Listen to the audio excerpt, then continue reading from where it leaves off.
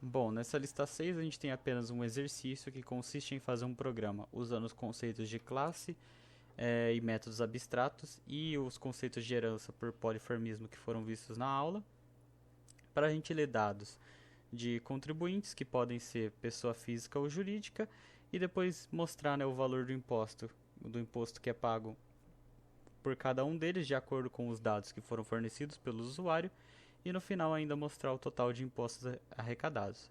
Aqui no problema ele ainda tem a definição de como a gente vai calcular o imposto relacionado à pessoa física, como é o cálculo do imposto relacionado à pessoa jurídica, e a gente tem, né, a finalização aqui, como que deve ser a saída e um exemplo de variáveis que a gente dá para o programa. Bom, passando aqui então para o programa, eu vou começar mostrando, né, a superclasse contribuinte, que é já uma classe abstrata. Ela é abstrata justamente porque não dá para a gente ter o contribuinte sozinho nesse quesito do imposto, né? O imposto ele é só referente à pessoa ou física ou jurídica, não tem um contribuinte apenas. Então essa classe ela nunca deve ser instanciada. Como ela nunca deve ser instanciada, a gente coloca ela como uma classe abstrata. Né, a gente tem aqui então a definição inicial do nome e da renda anual, que é uma string double. Temos aqui os construtores, né, um construtor vazio padrão e um construtor com os argumentos que a gente definiu. Temos os gets e sets dos dois valores. E aqui a gente já tem um método abstrato, né? Esse método ele é abstrato justamente também porque o imposto, ele não tem nenhum imposto já referente a um contribuinte, até porque isso nem pode ser instanciado. Então ele está aqui somente para ser usado, né, como como ligação para a pessoa física e para a pessoa jurídica. Isso daqui ele nunca vai ser chamado, então a gente deixa ele como abstrato. Passando aqui para a pessoa física, a gente tem, né, dentro dela uma extensão do contribuinte, né, uma classe filho, e o que ela tem de diferente é o gastos de saúde, que é o que a gente tem aqui como um outro parâmetro para fazer o cálculo do imposto relacionado à pessoa física. Bom, então a pessoa física, a gente tem aqui os dois construtores dela, com o parâmetro de superclasse em ambos, né? Que ele vai pegar o nome e a renda anual, mais aqui, nesse construtor de baixo, os gastos com saúde que a gente definiu aqui em cima. Temos os gets e sets que faltavam, que era relacionado ao que a gente adicionou nessa classe, que são os gastos com saúde, e a gente tem o override do nosso método abstrato que a gente tinha definido lá na classe de contribuinte. Aqui ele vai ser relacionado ao imposto que a pessoa física ela tem que pagar, então ela é baseada no que o problema diz aqui, que a gente deve calcular. Né? Ele basicamente apresenta aqui então que a gente tem que se basear inicialmente na renda anual. Se a renda anual ela for menor que 20 mil, o usuário ele vai pagar apenas 15% de imposto em cima dessa renda anual. Caso ele seja de 20 mil ou superior, ele já paga 25% de imposto. Baseado no gasto com saúde, que é o que a gente pegou a mais para essa classe justamente, a gente tem uma redução no imposto de 50% para o gasto com saúde. Então a gente vai pegar aqui, né, o imposto com pagar menos o que a gente tem de imposto a pagar menos, né, o gasto com saúde vezes 0,5, que é 50% do gasto com saúde. A gente vai retirar 50% de gastos com saúde do que a gente tem no imposto a pagar. Se o gasto com saúde for muito grande, uma hora a gente poderia ter um valor de imposto negativo, né, o que não é possível. Então, para evitar isso, a gente tem uma outra condição aqui, que diz que se o valor de imposto que o contribuinte deve pagar, que a pessoa física deve pagar, for menor do que zero, ou seja, for um valor negativo, a gente vai zerar ele. Então, ele para em zero, é o mínimo que ele pode chegar. E no fim, a gente retorna quanto de imposto ele tem que pagar nisso aqui. Passando para a pessoa jurídica, é o mesmo conceito. Nós temos aqui, né, dessa vez é um inteiro, que é relacionado ao número de funcionários que ele tem na empresa.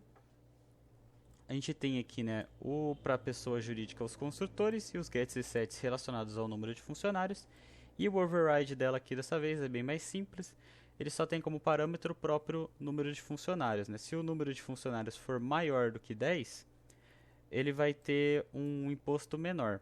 Então o imposto ele vai ser apenas 14% em cima da renda anual que ele teve na empresa. caso seja, né, então, um valor menor que 10, igual a 10 ou inferior, ele vai ter um imposto de 16% em cima da renda anual. Passando para a aplicação aqui do programa base, a gente tem a declaração, né, do pacote, de todas as bibliotecas do Java útil que a gente usou e a importação das nossas entidades. E aqui, bom, aqui a gente tem então a definição, né, do loqueio e do scanner. O loqueio ele vai definir que a gente use, né, os valores decimais com o método americano, usando o ponto ao invés da vírgula. E o scanner para a gente utilizar, né, e fazer a leitura de acordo com a entrada do teclado. Aqui a gente tem a declaração da lista, que é já a ferramenta do poliformismo que foi apresentada em aula relacionada à herança. É por isso justamente que a gente fez essa classe abstrata aqui. Ela vai servir para que a gente use ela na lista e que fique mais fácil dessa forma, né? Apesar dela não ser instanciada, ela serve para isso. A gente chama diretamente o contribuinte. Então nessa lista de contribuintes a gente tem, né, de acordo com o que for, pessoas físicas e pessoas jurídicas. A gente pede então para o usuário informar a quantidade de contribuintes.